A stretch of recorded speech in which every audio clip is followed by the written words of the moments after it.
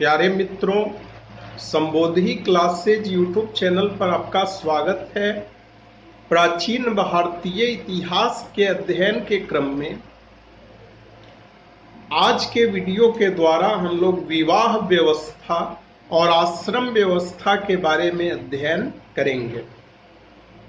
जहाँ तक विवाह व्यवस्था की बात है तो स्मृति ग्रंथों में 8 प्रकार के विवाहों का उल्लेख जो है मिलता है या दृष्टांत मिलता है, और इन 8 प्रकार के विवाहों में से प्रारंभिक 4 प्रकार के जो विवाह हैं उन्हें प्रशस्त कहा जाता है और अंतिम 4 प्रकार के विवाहों को अप्रशस्त कहा जाता है। कहने का आशय यह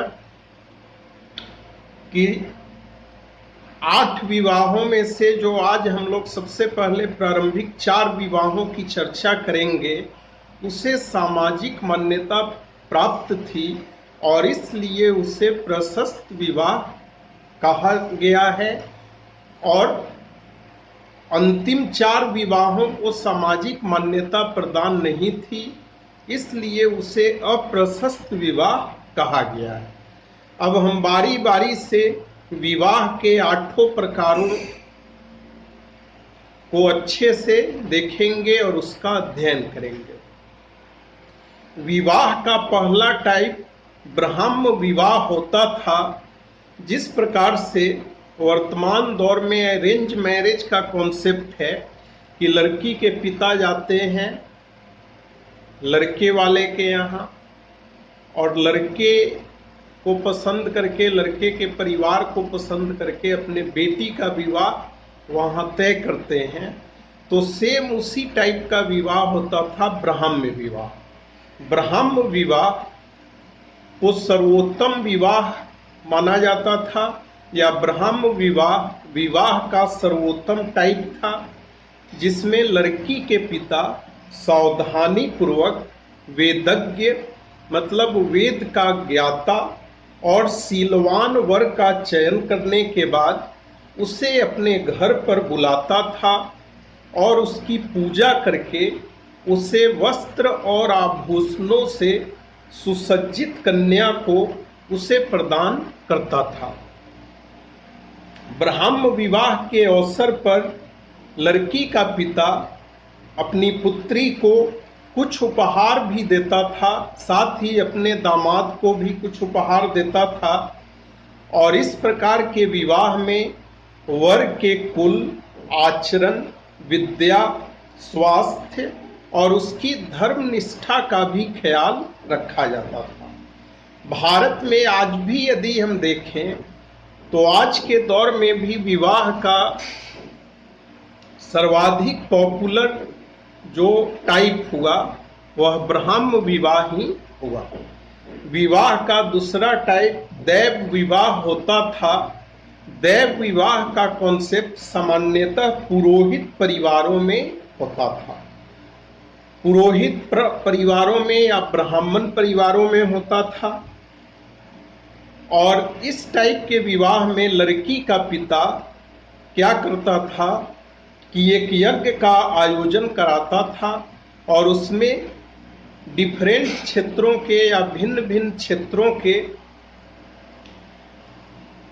जो अच्छे स्कॉलर जो ब्राह्मण वर होते थे वे लोग आते थे, और इसमें क्राइटेरिया होता था कि जो वर यज्ञ को वैधानिक तरीके से या विधि पूर्वक संपन्न करा देगा उसी के साथ लड़की का पिता अपने पुत्री का विवाह करता था।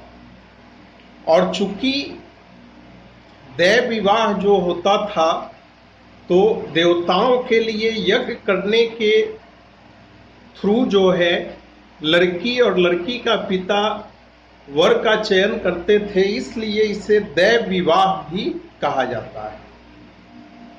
यह एक प्रकार से स्वयंवर के जैसा आज के दौर में या पहले के दौर में जो स्वयंवर का कॉन्सेप्ट था तो उसी टाइप का जो है यह विवाह होता था। विवाह का तीसरा टाइप आर्ट्स विवाह होता था। आर्ट्स विवाह में कन्या के पिता वर को कन्या प्रदान करने के बदले उससे एक जोड़ी गाय या एक जोड़ी बैल प्राप्त करता था। और यह विवाह भी बेसिकली पुरोहित परिवारों या ब्राह्मण परिवारों में ही संपन्न या संपादित होता था।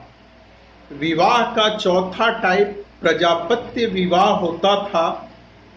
प्रजापत्य विवाह के अंतर्गत कन्या का पिता वर को कन्या प्रदान करते हुए यह आदेश देता था कि दोनों साथ साथ मिलकर सामाजिक दायित्वों का निर्वहन या निर्वाह करेंगे और साथ ही धार्मिक दायित्वों का भी निर्वाह करेंगे। कन्या का पिता प्रजापत्य विवाह में वर से इसके लिए एक प्रकार का वचनबद्धता प्राप्त कर लेता था। ब्राह्म और प्रजापत्य विवाह ही विवाह का सर्व प्रचलित प्रकार था, जो आज के हिंदू समाज में भी सर्वाधिक पॉपुलर विवाह का टाइप है। तो अब तक हमने जिन 4 प्रकार के विवाहों की चर्चा की, जैसे ब्राह्म विवाह, प्रजापत्य विवाह, आर्ष विवाह और दैव विवाह, इन चारों विवाहों को जो है प्रशस्त या सामाजिक मान्यता प्राप्त विवाह माना जाता है। विवाह का जो 5वां टाइप था वह आसुर विवाह होता था। आसुर विवाह में कन्या का पिता या उसके संबंधी धन लेकर कन्या का विवाह करते थे। और एक प्रकार से यदि देखा जाए तो आसुर विवाह कन्या की बिक्री होती थी। कन्या को एक प्रकार से इसमें बेच दिया जाता था। विवाह का जो 6ठा टाइप है वह गंधर्व विवाह है। गंधर्व विवाह एक प्रकार का प्रेम विवाह होता था, जिसे आज के दौर में लोग लव मैरिज कहते हैं। और गंधर्व विवाह में माता पिता की इच्छा के बिना ही वर और वधू एक दूसरे के गुणों पर अनुरक्त होकर अपना विवाह कर लेते थे। भारत की राजपूत जाति में यह विवाह का सर्वाधिक प्रचलित प्रकार था। महाभारत में इस विवाह को अर्थात गंधर्व विवाह को सर्वोत्तम विवाह बताया गया है। विवाह का अगला टाइप राक्षस विवाह होता था। राक्षस विवाह में बलपूर्वक कन्या का अपहरण कर उसके साथ विवाह किया जाता था। वस्तुतः इसमें निहित क्रूरता के कारण ही इसे राक्षस विवाह कहा गया है। महाभारत में राक्षस विवाह को छात्र धर्म अर्थात क्षत्रियों का धर्म कहा गया है। विवाह का जो अंतिम प्रकार या 8वां प्रकार होता था उसे पैशाच विवाह कहा जाता था। पैशाच विवाह विवाह का निकृष्टतम प्रकार होता था। इसमें वर छल द्वारा कन्या के शरीर पर अधिकार कर लेता था। जैसे आज के डेट में हम लोग देखते हैं कि बहुत सारा केस किया जाता है जिसमें लड़की यह आरोप लगाती है कि मुझे झांसा देकर मेरे साथ जो है शारीरिक संबंध स्थापित किया गया। तो भले ही शादी हो या नहीं हो, लेकिन जब शारीरिक संबंध स्थापित हो गया तो एक प्रकार से विवाह ही कहा जाएगा इसको, और इस विवाह को पैशाच विवाह कहा जाता था। अब जहां तक आश्रम व्यवस्था की बात है तो उत्तर वैदिक काल में केवल 3 आश्रम ही प्रचलित थे या स्थापित थे। ब्रह्मचर्य आश्रम, गृहस्थ आश्रम और वानप्रस्थ आश्रम। बुद्ध काल या 6ठी सदी ईस्वी पूर्व में चौथे आश्रम के रूप में संन्यास आश्रम की स्थापना हुई। जावालोपनिषद में सबसे पहले 4 आश्रमों का उल्लेख किया गया है। आश्रम व्यवस्था के दो प्रमुख उद्देश्य होते थे। आश्रम व्यवस्था का पहला उद्देश्य होता था देव ऋण, ऋषि ऋण, पितृ ऋण और मानव जाति के ऋण से मुक्त होना। इस पर हम लोग डीपली चर्चा इसी वीडियो के दौरान करेंगे। आश्रम व्यवस्था का पहला उद्देश्य होता था देव ऋण, ऋषि ऋण, पितृ ऋण और मानव जाति के ऋण से मुक्त होना, और दूसरा उद्देश्य होता था जीवन के 4 पुरुषार्थों अर्थात धर्म, अर्थ, काम और मोक्ष की प्राप्ति। अब हम बारी बारी से चारों आश्रमों के बारे में विधिवत अध्ययन करेंगे। जहाँ तक ब्रह्मचर्य आश्रम की बात है तो ब्रह्मचर्य आश्रम का प्रारंभ उपनयन संस्कार या यज्ञोपवीत संस्कार, जिसे जनेऊ भी कहा जाता है, से होता था। उपनयन संस्कार के बाद बालक विद्याध्ययन के लिए गुरु के आश्रम में चला जाता था। ब्रह्मचर्य आश्रम में मानव का केवल एक पुरुषार्थ होता था, केवल धर्म, और प्रत्येक वर्ण के ब्रह्मचारी के लिए ब्रह्मचर्य आश्रम के दौरान अलग अलग मेखला, जिसको ग्रामीण समाज में डारा कहा जाता है, जो कमर में पहना जाता है, मेखला निर्धारित थी। ब्राह्मण ब्रह्मचारी जो होते थे वे मुंज की मेखला, जिसको गांव देहात में मूंज का रस्सी कहा जाता है, मुंज की मेखला पहनते थे। क्षत्रिय ब्रह्मचारी ऊन की मेखला पहनते थे।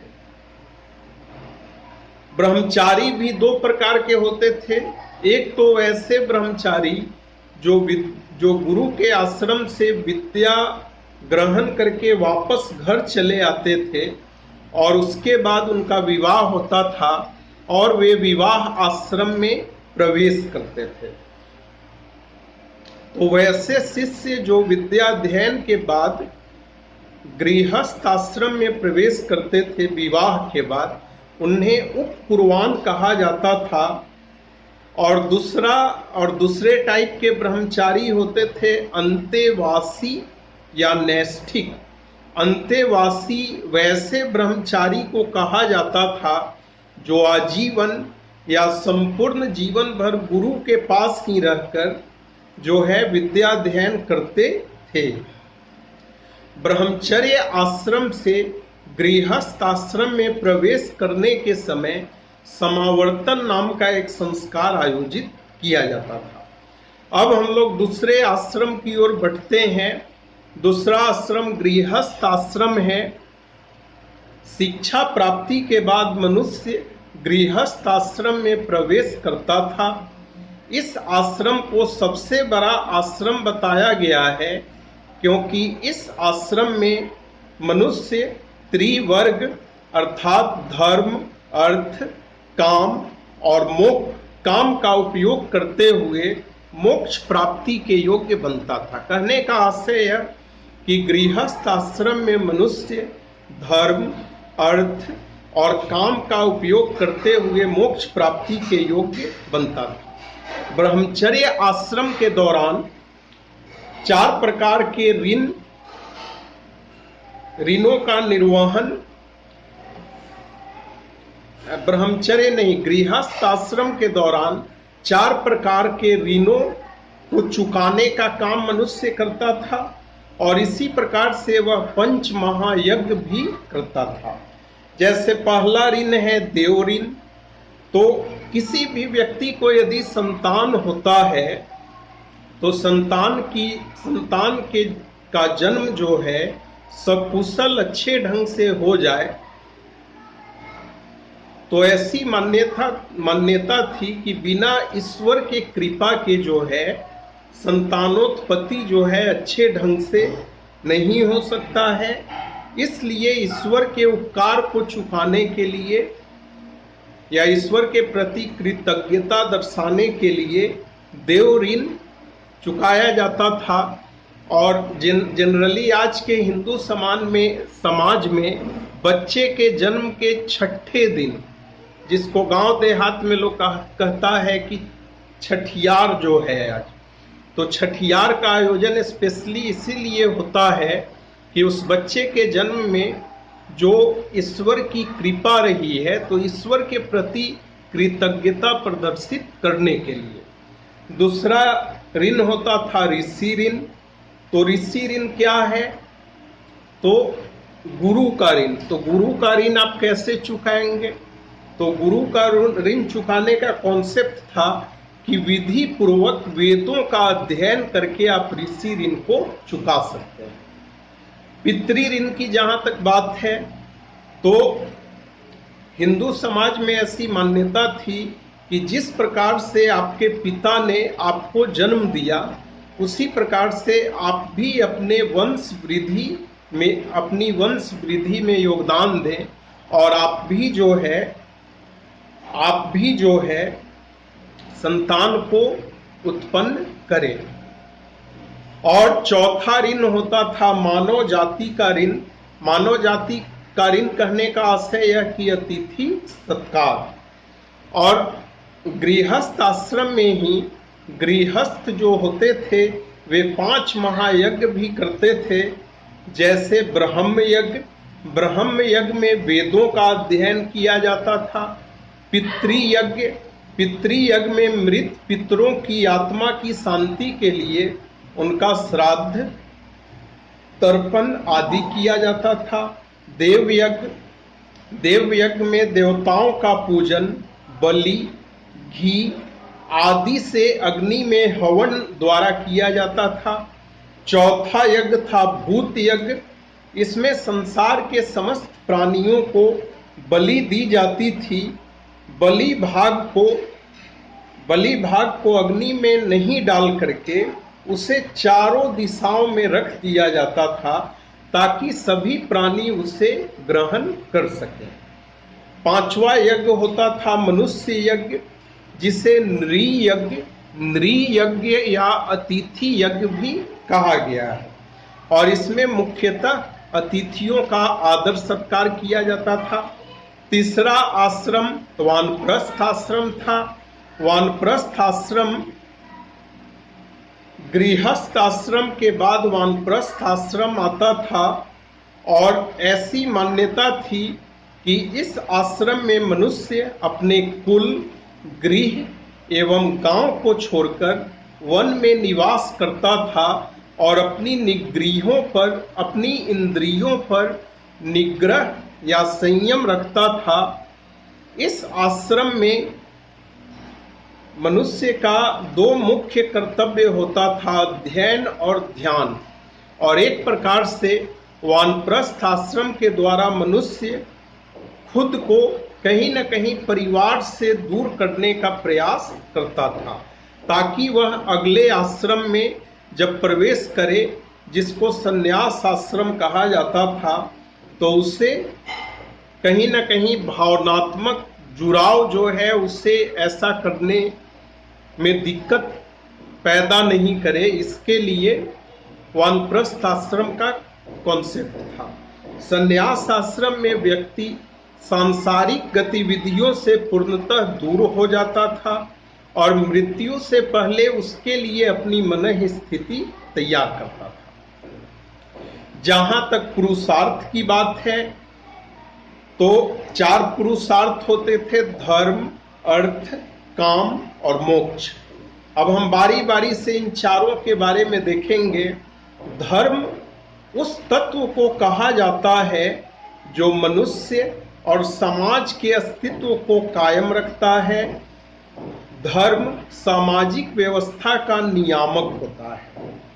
दूसरा पुरुषार्थ अर्थ होता था।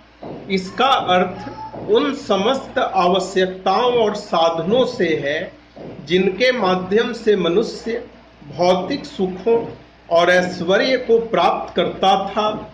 महाभारत में अर्थ को परम धर्म कहा गया है।